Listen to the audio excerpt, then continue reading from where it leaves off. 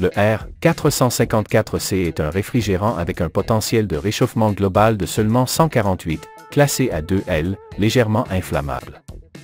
Le R454C est composé de 21,5% de R32 et de 78,5% de R1234 IF.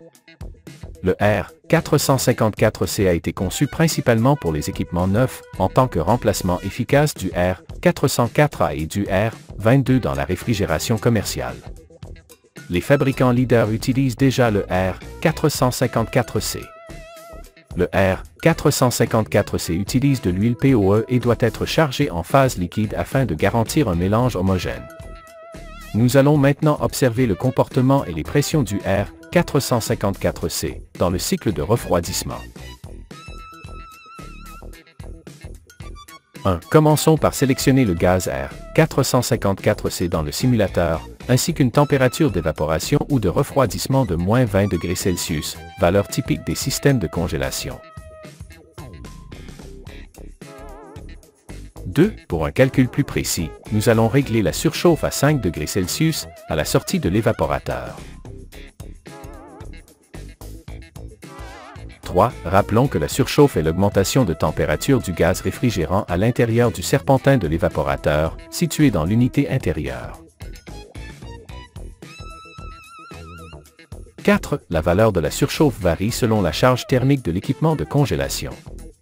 Par exemple, dans un appareil contenant une grande quantité d'aliments, la surchauffe peut dépasser les 5 degrés Celsius, tandis qu'avec une charge thermique plus faible ou moins d'aliments, la surchauffe sera inférieure à 5 degrés Celsius, pouvant même atteindre 0 degrés Celsius lorsque la charge à refroidir est très basse. 5. Concentrons-nous maintenant sur la température de condensation dans le système de congélation. Pour cela, nous ajouterons 10 degrés Celsius à la température ambiante extérieure de l'équipement.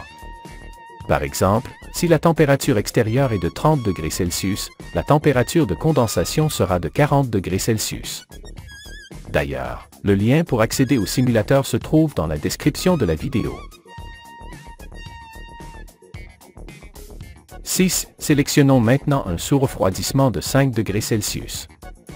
Le sous-refroidissement est la diminution de température du réfrigérant lorsqu'il est en phase liquide à la sortie du condenseur, ce qui améliore l'efficacité du système. 7. Par exemple, si la surface extérieure du condenseur est propre et qu'un bon flux d'air est présent, on peut atteindre des valeurs de sous-refroidissement légèrement plus élevées. Cependant, il est important de noter que dans des climats chauds ou sous des conditions défavorables d'échange thermique au niveau du condenseur, par exemple, une vitesse de ventilation faible ou une saleté externe sur le serpentin, le sous-refroidissement peut être inférieur à 5 degrés Celsius, voire atteindre 0 degrés Celsius. 8. La pression indiquée par le manomètre dépend de l'altitude par rapport au niveau de la mer. Dans ce champ du simulateur, nous pouvons sélectionner l'altitude à laquelle se trouve l'équipement. Cela permet d'obtenir une lecture de pression plus précise, ce qui est essentiel pour les systèmes de réfrigération de haute précision. 9. Ainsi, la pression indiquée par le manomètre variera d'un endroit à un autre. Par exemple, à 1000 mètres d'altitude, les pressions basses et hautes s'ajustent aux valeurs affichées à l'écran. 10. Par exemple, à 2000 mètres d'altitude, les pressions de basse et de haute changent selon les valeurs indiquées sur la figure.